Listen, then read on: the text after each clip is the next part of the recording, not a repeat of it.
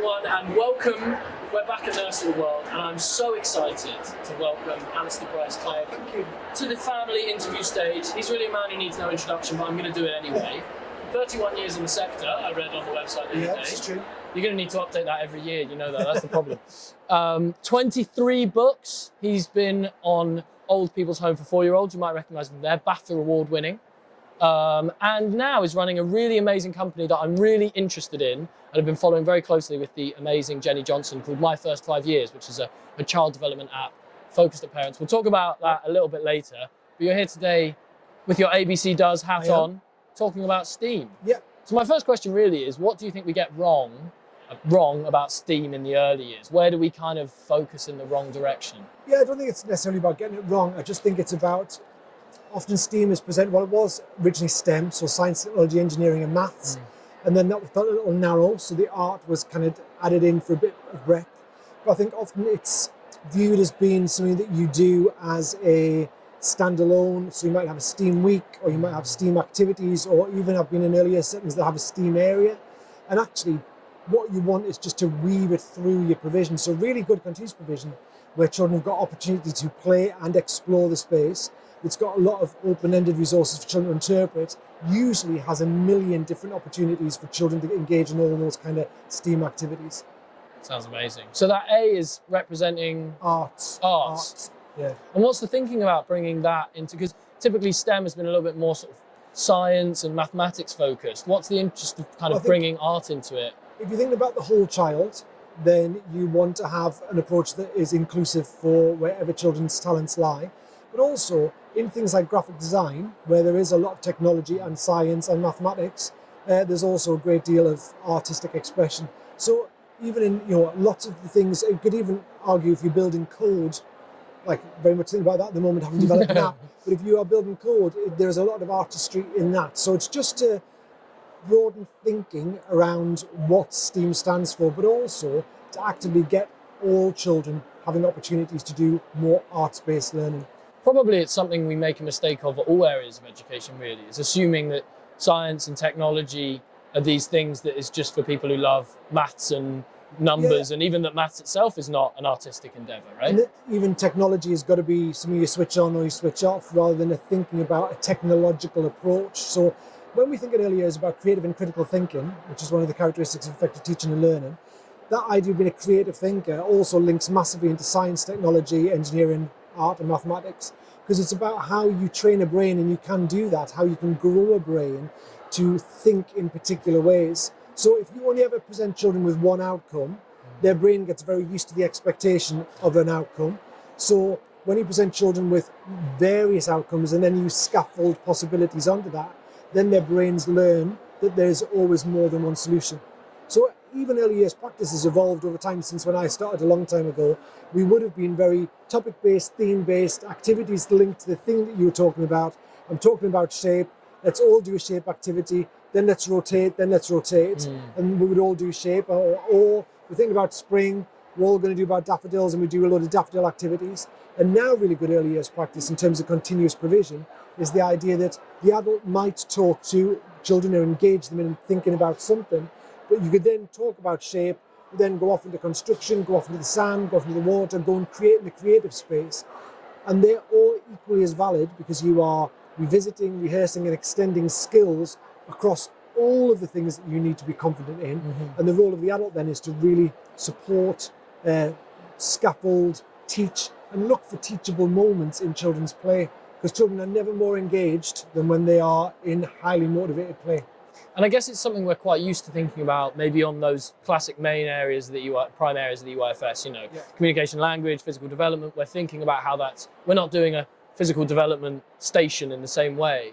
Whereas I think maybe sometimes when we think about STEAM and STEM, we think about it, as you say, about these specific areas. What do you think are some of the kind of fundamentals behind these? Is it curiosity, resilience? Are these the kind of words we need to think about, rather than thinking about the kind of subject of STEAM? Yeah, so you've got knowledge that you learn, but then you've got dispositions for learning. So you might know that 2 and 2 are 4, but whether you're curious about whether 2 and 2 are 4, or you care, or whether you want to apply that knowledge anywhere else, or you feel confident to do that, is where the dispositions come in. So things like resilience, curiosity, excitement, engagement are all dispositions for learning. And how you feel about yourself as a learner, whether you are 2 or 102, is way more powerful than any knowledge that you've got in your head. So we need to create spaces where we equip children with dispositions like resilience and curiosity, so that they will feel empowered to want to seek out knowledge, but then also to use what they know to kind of help them to move further through whatever problem solving or whatever they're doing at the particular time. So in a good early years space, you are obviously thinking about what children need to know next and where they are on their knowledge journey. But what underpins that, and is equally, if not more important, is how you create a space like, the Reggio kind of thing about environment being the third teacher. Yeah, so how do you create a space that teaches, and not just knowledge, a space that teaches dispositions for learning as well? And I think I just caught the end of your talk there because I was madly trying to find chairs so that we could have something to sit down on. But what I really loved you talking about engagement, I think it's a really key point, is that maybe sometimes we focus a little bit too much on how the provision looks rather than thinking about how we're inviting children into it. And I think, again, it's a cultural thing. If I open any of my social media channels, particularly Instagram, Facebook, there is a whole kind of ethos around early years practice where you sell the shiny bits, because of course you do, it's basic human nature. And you've got these very spaces that are clean and attractive and full of particular types of resource or a particular trend for what you might do within that space. And whilst none of that, is a heinous crime against children, it's just about trying to unpick that and say, does it matter? Why do we have that?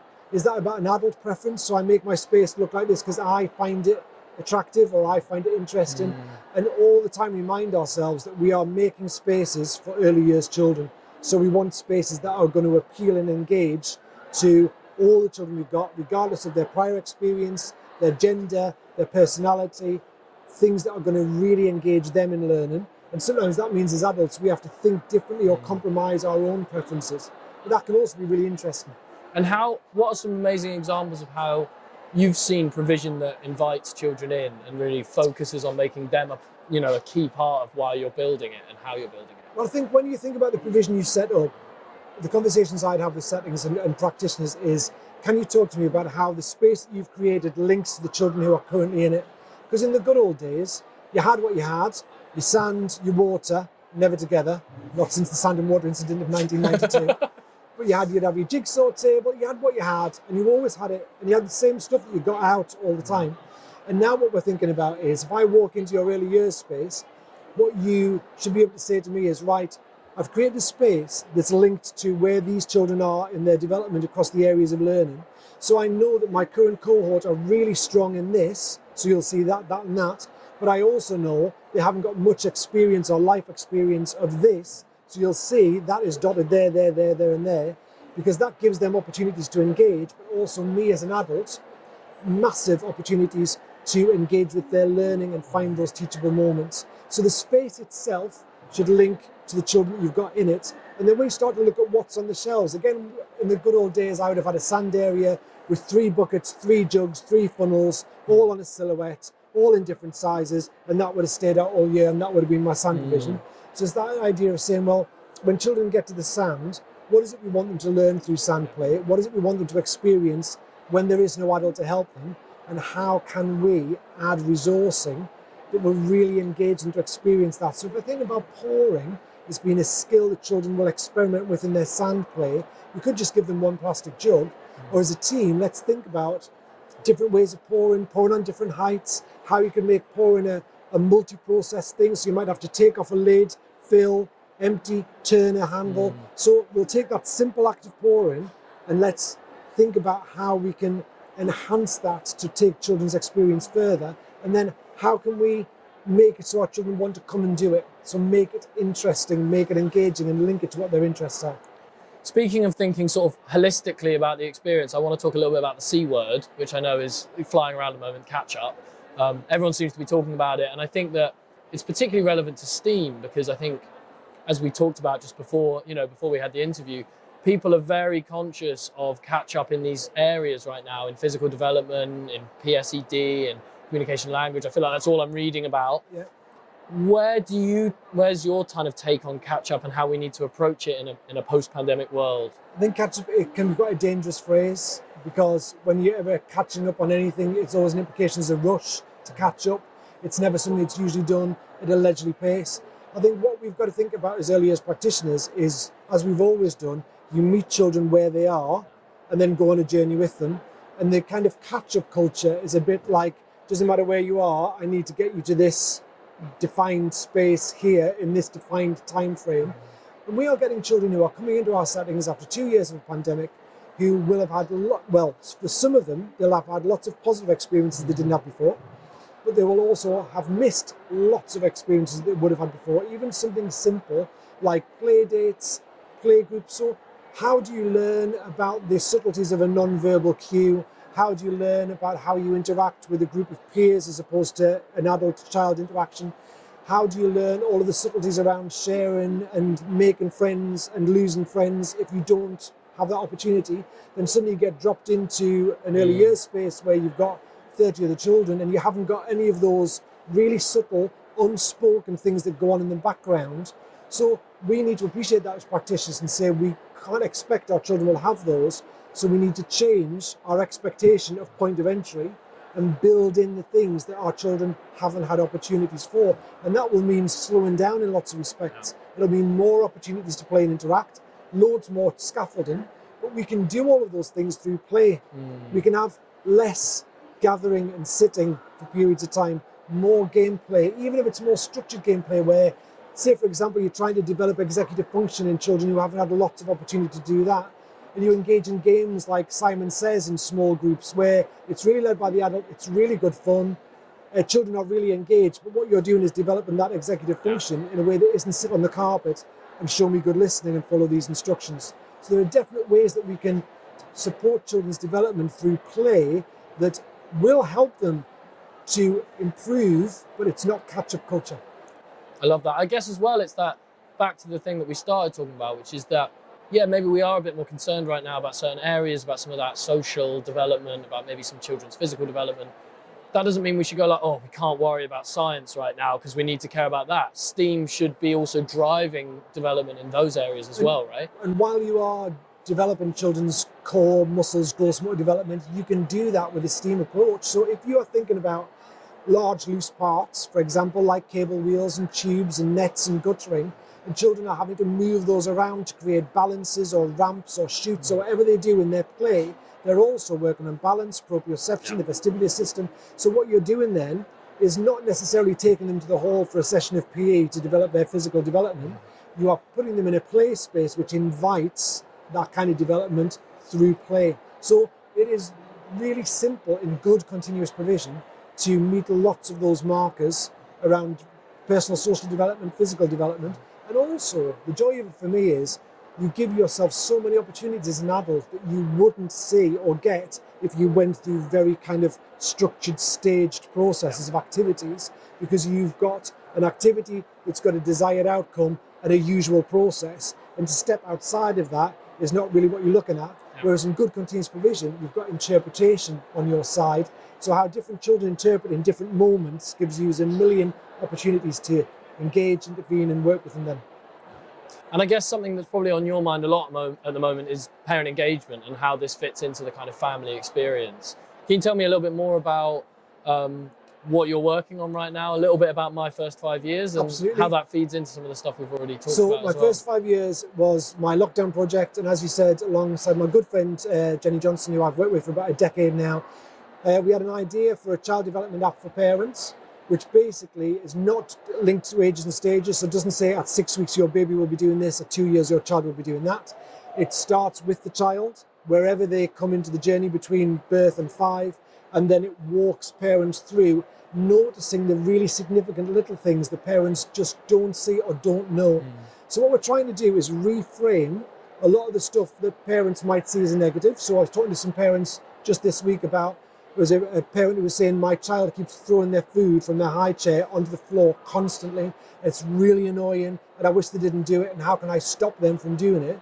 And we had a whole conversation about, if you see that as a development process, you don't want to stop them from doing it. You might think slightly differently, but you'll actually want to encourage them, because It's a bit of serve and return. It's a bit of communication. It's also a bit of kind of exploring trajectory. It also shows there is cognitive development because they're looking at cause and effect. So this is not just a child going, whoop, there we go, just to annoy you. Even things like when your child is in Tesco's and has a complete meltdown because they want a pig lollipop and you say no, that actually to do that kind of, or to have that, show that behaviour, you have to have developed to a certain stage in your cognitive development to allow your brain to be able to do that. So although it might be mortifyingly embarrassing for a parent, you can actually look at it and think, oh, at least I can see that my child is making some cognitive development, otherwise they wouldn't be able to have that. It wouldn't occur to them to have a tantrum, they'd just take what they were offered. So it's trying to get parents to notice the moments and celebrate the moments and not then worry about these big milestones of things like reading, writing, walking. Because again, as a well-meaning parent, you often push your child towards that destination because it's really important. But if we can get you to see the little steps that are equally as important, then you should really relish those small steps. Is that red thread of what we've been talking about in a way, isn't it? It's that you starting where the child is and thinking about where they can go and noticing along the way, rather than looking at the destination and thinking, how the hell am I going to get them there?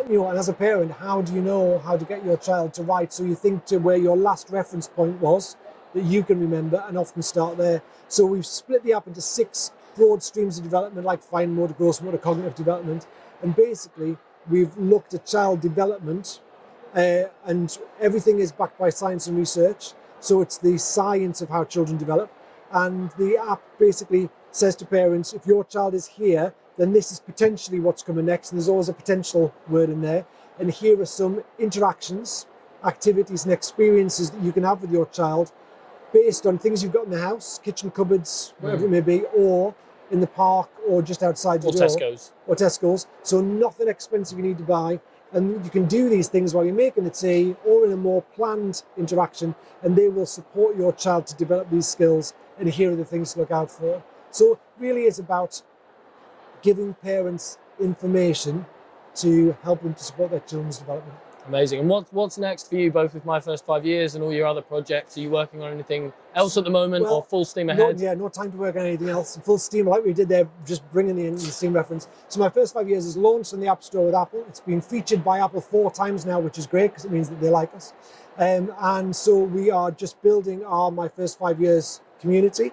And then for ABC Does, it's just more of the same. I am going back to conferences this year for the first time in 2 years. I know, proper face-to-face stuff. So I've got 3 of those this year, which I'm really looking forward to, just getting back out there, as well as the kind of in-school work. And just because I wasn't busy enough, I'm also in the final 12 months of my doctorate in early years. So I'm at the writing up stage. So yes, I've done all the nice research that I really enjoyed. I've just not got to write intelligent stuff about it. I'm sure Jenny's really happy that you're doing that right now. Yeah, she's thrilled. Yeah. Alistair, thank you so much. Really appreciate you coming down. We'll catch up again soon, but thank you for today. Thanks.